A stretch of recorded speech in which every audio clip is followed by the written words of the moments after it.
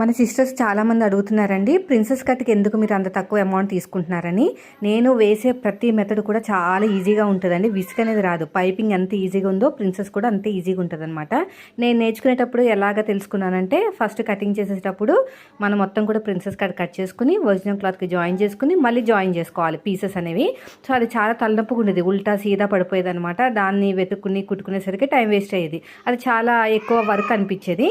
కానీ నా మెథడ్ ఎలా ఉంటుందంటే, ఫస్ట్ మొత్తం కూడా కటింగ్ చేసేటప్పుడు నేను ప్రిన్సెస్ కట్ కట్ చేయను, మొత్తం కూడా లైనింగ్ అంతా జాయిన్ చేసిన తర్వాత ప్రిన్సెస్ కట్ కట్ చేసుకుని ఇలాగా జాయిన్ చేస్తాను అనమాట. చాలా ఈజీగా అయిపోతుంది. అది కూడా మార్కింగ్ పైన కుట్టిన తర్వాత జాయిన్ చేస్తాను అనమాట.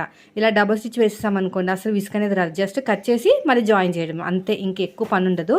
సో దీనివల్ల నాకు కూడా ఎక్కువ ప్రెషర్ అనేది కూడా అనిపించదు అనమాట. అందుకు నేను కొంచెం 250 270 అలా తీసుకుంటాను. నార్మల్గా అయితే ఇక్కడ ఎక్కువ రేటే ఉంటుందండి, 300 వరకు ఉంటుంది ప్రిన్సెస్ కట్ విత్ పైప్.